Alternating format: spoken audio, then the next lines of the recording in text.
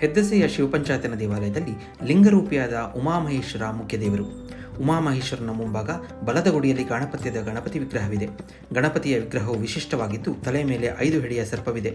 ಎಡಭಾಗದಲ್ಲಿ ದುರ್ಗಾಂಬಾ ವಿಗ್ರಹವಿದ್ದು ದೇವಿ ಮಂದಸ್ಮಿತಳಾಗಿ ಮನೋಹರ ರೂಪಿಯಾಗಿ ಹರಸುತ್ತಾಳೆ. ಉಮಾಮಹೇಶ್ವರನ ಬಲಭಾಗದ ಗುಡಿಯಲ್ಲಿ ಸೂರ್ಯನಾರಾಯಣನ ಸುಂದರ ವಿಗ್ರಹವಿದೆ. ಛಾಯಾ ಮತ್ತು ಸಂಜ್ಞೆಯೊಂದಿಗೆ ಸೂರ್ಯನಾರಾಯಣ ಗಂಭೀರವಾಗಿ ನಿಂತಿದ್ದಾನೆ. ಎಡಭಾಗದ ಗುಡಿಯಲ್ಲಿ ಗೋಪಾಲಕೃಷ್ಣ ವಿಗ್ರಹವಿದೆ. ಕೊಳಲನ್ನೂದುತ್ತಾ ಮುಗುಳ್ನಗೆಯ ಕೃಷ್ಣ ಶಂಖಚಕ್ರಧಾರಿಯಾಗಿ ಚೆಲುವನ್ನಾಗಿದ್ದಾನೆ. ಕೃಷ್ಣನ ಇಕ್ಕಡೆಗಳಲ್ಲಿ ಶ್ರೀದೇವಿ ಭೂದೇವಿಯರ ಪುಟ್ಟ ವಿಗ್ರಹಗಳಿವೆ. ಕೃಷ್ಣನ ವಿಗ್ರಹ ಅತ್ಯಂತ ಮುದ್ದಾಗಿದ್ದು ನೋಡಲು 2 ಕಣ್ಣುಗಳು ಸಾಲದು. ಉಮಾಮಹೇಶ್ವರನ ಎದುರು ಮುದ್ದಾದ ನಂದಿ ಕುಳಿತಿದ್ದಾನೆ. ದೇವಾಲಯದ ಪಕ್ಕದಲ್ಲಿ ಕ್ಷೇತ್ರಪಾಲನಿದ್ದಾನೆ. ದೇವಾಲಯದ ನವರಂಗದಲ್ಲಿ 12 ಕಂಬಗಳಿದ್ದು ಪ್ರತಿ ಕಂಬಗಳಲ್ಲಿ ಉಬ್ಬು ಶಿಲ್ಪವನ್ನು ಕೆತ್ತಲಾಗಿದೆ.